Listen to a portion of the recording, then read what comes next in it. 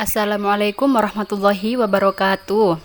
Perkenalkan, nama saya Siti Jazilatul Maghfiratil Ula, NIM 186025223214 dari kelas PGMI 3C.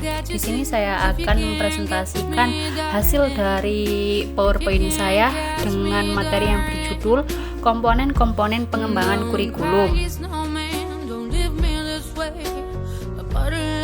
Ada beberapa poin yang akan dibahas, yaitu 1. Kurikulum sebagai sistem, 2. Komponen tujuan, 3. Komponen materi, 4. Komponen strategi, dan yang kelima komponen evaluasi. Yang pertama, kurikulum sebagai sistem. Kurikulum merupakan suatu sistem yang terdiri dari beberapa komponen-komponen suatu lembaga pendidikan. Menurut Jogianto 2005, sistem adalah kumpulan dari elemen-elemen yang berinteraksi untuk mencapai suatu tujuan. Jadi, dapat disimpulkan bahwa kurikulum sebagai sistem adalah suatu program pembelajaran yang direncanakan oleh lembaga pendidikan secara sistematik untuk mencapai tujuan, yaitu kelancaran dalam proses pendidikan.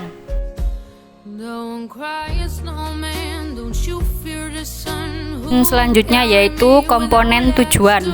Tujuan merupakan komponen penting dalam pengembangan kurikulum karena sebagai arah semua kegiatan pengajaran dan mewarnai komponen-komponen kurikulum lainnya. Tujuan itulah yang dijadikan arah atau acuan segala kegiatan pendidikan yang dijalankan. Berhasil atau tidaknya program pengajaran di sekolah dapat diukur dari seberapa jauh dan seberapa banyaknya pencapaian tujuan-tujuan tersebut. Tujuan kurikulum terdiri atas 3 tingkatan. Yang pertama yaitu tujuan jangka panjang atau AIMS, yang kedua tujuan jangka menengah atau goals, dan yang ketiga tujuan jangka pendek atau objektif.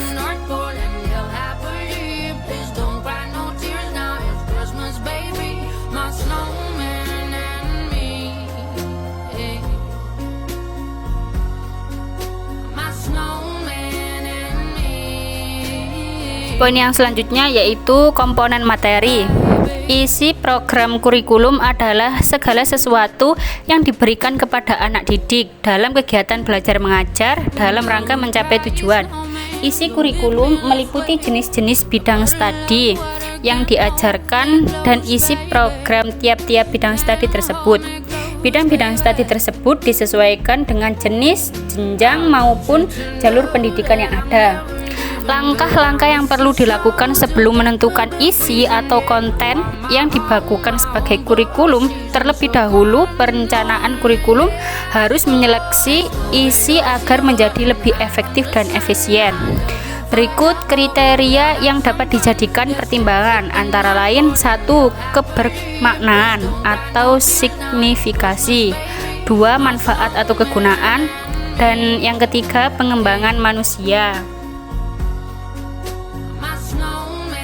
Selanjutnya, komponen strategi.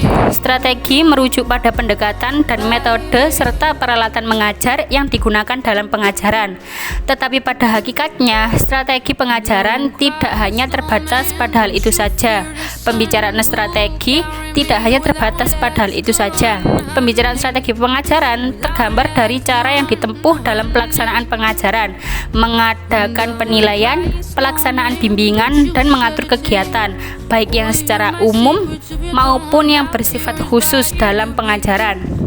Strategi, model atau metode pembelajaran sangat ditentukan oleh karakteristik substansi yang akan diajarkan dan karakteristik siswanya.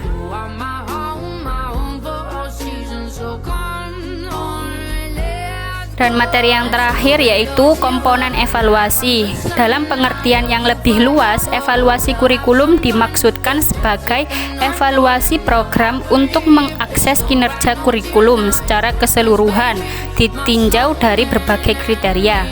Indikator kinerja yang dievaluasi tidak hanya terbatas pada efektivitas saja, namun juga relevansi, efisiensi, kelayakan program.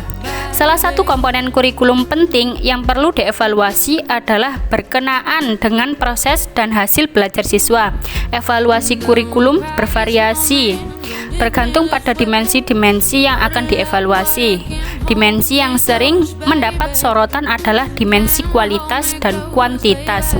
Evaluasi kurikulum memegang peranan penting baik untuk kebijakan pendidikan pada umumnya maupun untuk mengambil keputusan dari kurikulum itu sendiri. Terima kasih, itulah tadi pemaparan PowerPoint dari saya. Kurang lebihnya saya mohon maaf, saya akhiri. Wassalamualaikum warahmatullahi wabarakatuh.